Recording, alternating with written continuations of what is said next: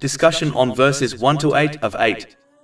This chapter opens with a powerful warning against becoming so absorbed in worldly ambitions and competition that a person neglects their true purpose. When desires for more, whether in wealth, status, or recognition, dominate a person's life, they distract them from adopting the correct behavior. True success lies in using the blessings one has been granted in accordance with Islamic teachings, thereby attaining peace of mind in both worlds through a balanced mental and physical state, and by placing everything and everyone in their proper position. Chapter 102 at Takathur, verse 1. Worldly competition for more diverts you. This diversion is subtle yet dangerous. A person may believe they are progressing and achieving success, yet in reality, they are being pulled further away from what truly benefits them.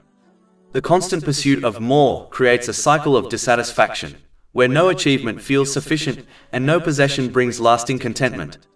Instead of bringing peace, this competition often fuels anxiety, comparison, and restlessness, leaving a person internally unsettled even if they appear outwardly successful. It is therefore essential to recognize that worldly things, such as fame, wealth, authority, family, friends, and career, only hold real value when accompanied by inner tranquility. Without peace of mind, these blessings lose their purpose and instead become sources of pressure and difficulty. Wealth can become a burden of responsibility and fear, status can lead to constant comparison and insecurity, and relationships can become strained when they are not managed with balance and sincerity. This reality is clearly observed in many who possess abundant material success, yet struggle with inner turmoil. Despite enjoying luxuries and recognition, they often face anxiety, dissatisfaction, and emotional instability.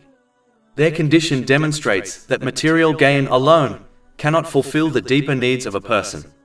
Rather, it is the correct use of these blessings, guided by obedience to Allah, the Exalted, that transforms them into sources of comfort and stability. When a person prioritizes divine guidance over endless worldly competition, they break free from this cycle of distraction. They begin to see worldly things for what they truly are, tools and tests, not ultimate goals. This shift in perspective allows them to use their blessings wisely, maintain balance in their life, and achieve genuine peace of mind, something that cannot be purchased, earned, or competed for, but only attained through living in accordance with the guidance of Allah, the Exalted. Chapter 102 at Takathur, verse 1. Worldly competition for more diverts you. One of the primary factors that leads people to adopt this misguided behavior is the tendency to blindly follow the dominant trends and attitudes within their society. In many cases, societal norms are shaped by an excessive pursuit of worldly desires and ambitions, where success is measured by material gain, status, and outward appearances rather than moral integrity or spiritual accountability. When a person is constantly exposed to such an environment, they may begin to assume that what is common must also be correct. As a result, they imitate the majority without pausing to reflect, question, or evaluate whether these behaviors align with the guidance of Allah, the Exalted. This unthinking conformity gradually distances a person from the truth, as they begin to prioritize social acceptance over divine obedience. It is therefore essential to resist the urge to follow others without insight or understanding. The behavior of the majority is not a reliable measure of truth, as history has repeatedly demonstrated that widely accepted beliefs can be fundamentally flawed. For example, there was a time when the overwhelming majority believed the earth was flat, a notion later disproven through observation and evidence. This illustrates that truth is not determined by numbers, but by evidence and correctness. Acting like cattle, simply moving in the direction of the crowd without thought, leads to poor decisions in both worldly and spiritual matters. Allah, the Exalted, warns against this very attitude, as it often results in deviation from the correct path. Chapter 6 Al-An'am, verse 116. And if you obey most of those upon the earth, they will mislead you from the way of Allah. They follow not except assumption, and they are not but guessing. Rather than surrendering to societal pressure, a person must utilize the intellect and reasoning that Allah, the Exalted, has granted them. Each situation should be assessed carefully, based on knowledge, evidence, and reflection, so that decisions are made with clarity and purpose. This may sometimes require a person to stand apart from the majority, which can be difficult, but it is a necessary step in remaining firm upon the truth. Islam does not encourage blind imitation, especially in matters of faith. Instead, it calls people to seek knowledge, understand it properly, and act upon it with sincerity. Chapter 12 Yusuf, verse 108. Say, this is my way, I invite to Allah with insight, I and those who follow me. Through this approach, a person safeguards themselves from misguidance, maintains balance in their life, and ensures that their actions are aligned with divine guidance rather than fleeting societal trends. As previously highlighted, when a person fails to truly recognize and reflect upon the harmful consequences of pursuing unchecked worldly desires and ambitions, they will inevitably continue to misuse the blessings they have been granted. This misguided outlook gradually distorts their priorities and prevents them from attaining a balanced mental and physical state. Instead of placing things and people in their proper positions, they begin to elevate temporary matters above what is truly important. As a result, the very elements of life that are meant to bring comfort, such as family, friends, wealth, and career, become sources of stress, anxiety, and inner conflict. Rather than benefiting from these blessings, they are burdened by them, as they lack the correct framework through which to manage and appreciate them. If this pattern continues, the individual will begin to misattribute the cause of their distress.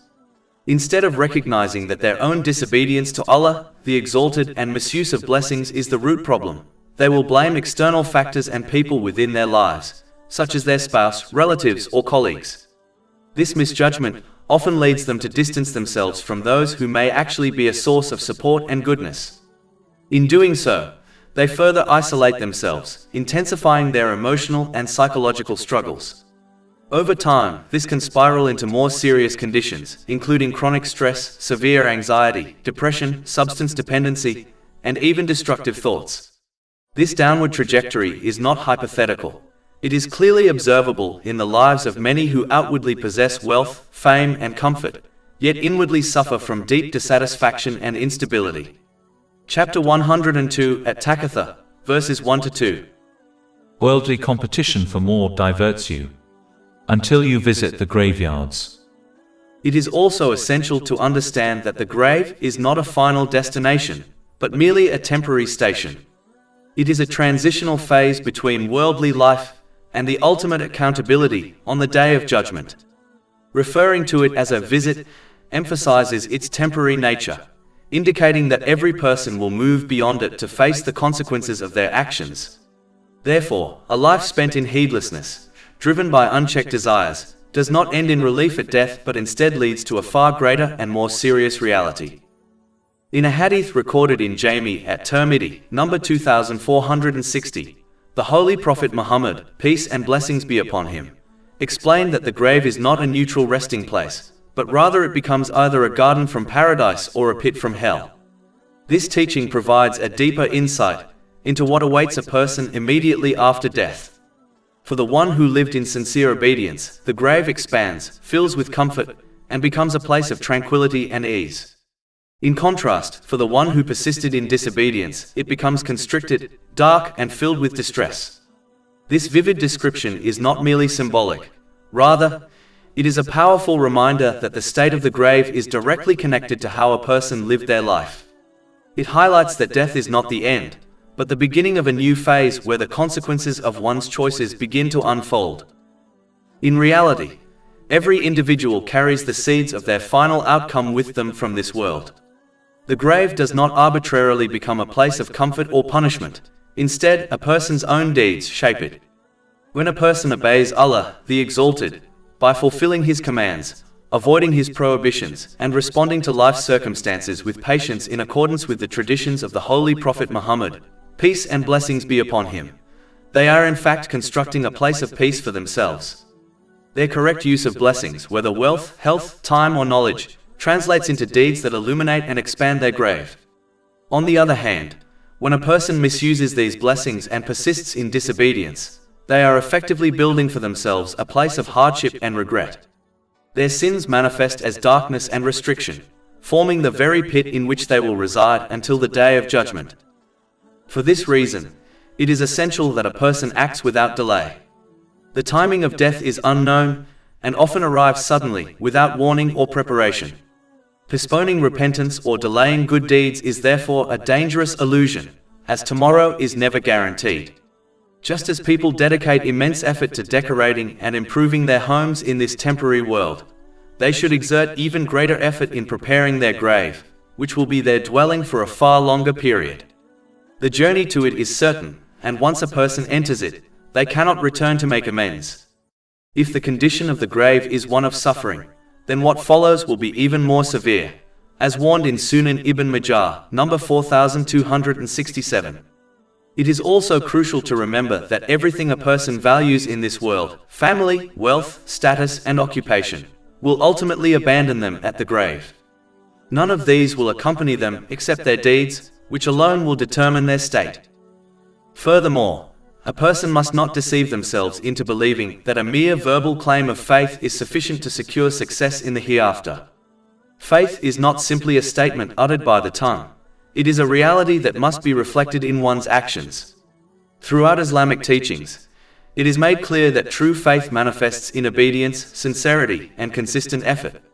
While in this world a person may be regarded as a Muslim based on their outward declaration, the judgment in the hereafter belongs solely to Allah, the Exalted, who knows the hidden realities of the heart. A person who claims belief yet fails to support it with action may, in reality, possess a hollow faith. Such a person risks being judged according to their true inner state rather than their outward claim, which is a matter of great danger and seriousness. In addition, neglecting to act upon faith places a person at risk of losing it altogether before death. Faith can be compared to a delicate flame that requires constant care and nourishment. Just as a fire fades when it is not fed, faith weakens when it is not sustained through obedience, reflection, and good deeds. Persistent neglect, sin, and heedlessness can gradually extinguish this light without a person even realizing it. This is the greatest loss a person can suffer, as it deprives them of guidance in this world and salvation in the next. Therefore, it is essential for a person to protect, nurture, and strengthen their faith through continuous effort, ensuring that it remains alive and firm until their final moment. Chapter 102 at Takathur, verses 3-8. No. You are going to know. Then no. You are going to know. No. If you only knew with knowledge of certainty, you will surely see the hellfire. Then you will surely see it with the eye of certainty. Then you will surely be asked that day about all types of pleasure enjoyed in the world. These verses emphasize the importance of cultivating strong and unwavering faith, as it is the foundation that prevents a person from being distracted by the relentless pursuit of worldly desires and aspirations. Without strong faith, individuals risk misusing the blessings they have been granted, which obstructs the attainment of true peace of mind in both this world and the hereafter. Strong faith acts as an anchor, ensuring that a person remains steadfast in the obedience of Allah, the Exalted, regardless of circumstances, whether in times of ease or in periods of difficulty and trial. True strength of faith is attained when a person actively seeks knowledge of Islam and implements it in their life. This requires learning from the clear proofs and evidences contained within the Holy Quran and the traditions of the Holy Prophet Muhammad, peace and blessings be upon him, and reflecting on how sincere obedience to Allah, the Exalted, brings peace and stability in both worlds.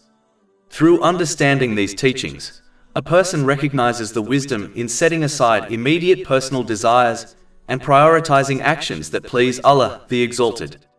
The believer comes to see that this approach not only ensures success in the hereafter, but also establishes balance, clarity, and tranquility in their present life. In contrast, the individual who remains ignorant of Islamic teachings or neglects to act upon them will develop weak faith. This fragile faith is easily shaken, leading to disobedience whenever personal desires conflict with divine commands. Such a person fails to perceive the link between surrendering personal whims in favor of obedience to Allah, the Exalted, and the inner peace that obedience produces. Their life becomes prone to disorder, stress, and dissatisfaction, even if they appear to enjoy material comforts and worldly success.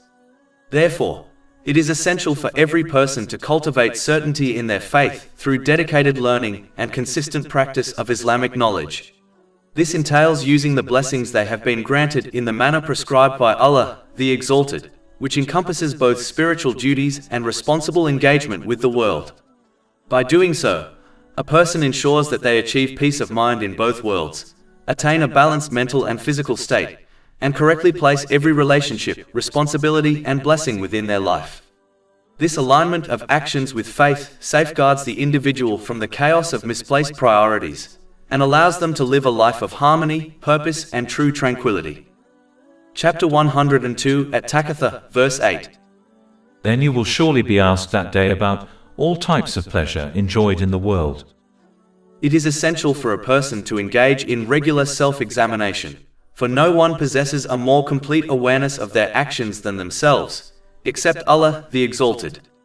Sincere introspection allows an individual to recognize their mistakes, prompting genuine repentance and inspiring them to pursue righteous deeds. This includes using the blessings they have been granted in ways that please Allah, the Exalted. Through this practice, a person develops a clear understanding of their priorities and responsibilities, attaining a balanced mental and physical state, and placing everything and everyone in their life in its proper place.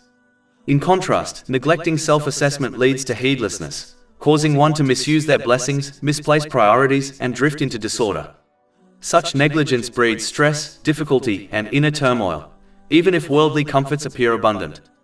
Moreover, failure to prepare for accountability on the Day of Judgment amplifies the severity of the consequences in the hereafter, making the weighing of deeds a source of immense anxiety and potentially leading to being cast into hell. This concept can be illustrated through the example of a prudent business owner. They consistently review their accounts to ensure their enterprise remains on track, completing all necessary documentation accurately, such as tax returns. A careless business owner, on the other hand, neglects their accounts, resulting in financial loss and penalties that further complicate their affairs. In the same way, failing to examine and prepare one's deeds for the scales of judgment carries consequences far graver than financial penalties. This punishment is enduring and truly unbearable. Chapter 99 Az-Zalala, verses 7-8. So whoever does an atom's weight of good will see it, and whoever does an atom's weight of evil will see it. Furthermore, a person should not limit themselves to avoiding overt sins. They must also avoid wasting blessings on futile or trivial pursuits. Activities that lack genuine benefit do not qualify as righteous deeds and will become a source of profound regret on the Day of Judgment. At that time, one will realize that the time, effort, and resources spent on inconsequential matters could have been invested in actions recorded as good deeds. Even a minor imbalance between the two sides of the scales may prove decisive, determining the difference between salvation and ruin. Correctly using the blessings of Allah, the Exalted, in this life ensures preparedness for accountability and secures peace of mind and balance in both worlds. In conclusion, it is essential for a person to genuinely embrace and actively implement the teachings of Islam for their own benefit, even when doing so conflicts with personal desires or inclinations. Their approach to divine guidance should mirror that of a disciplined and reflective patient who trusts the expertise of a skilled physician. Such a patient understands that the prescribed treatment, regardless of its difficulty, strictness, or bitterness, is necessary to preserve their health and ensure long-term well-being. Likewise, a person who submits to the guidance of Allah, the Exalted, attains not only spiritual fulfillment but also mental clarity, physical stability, and the ability to place every blessing, responsibility, and relationship in its proper context. This is because Allah, the Exalted, alone possesses perfect and complete knowledge of human nature and the universe.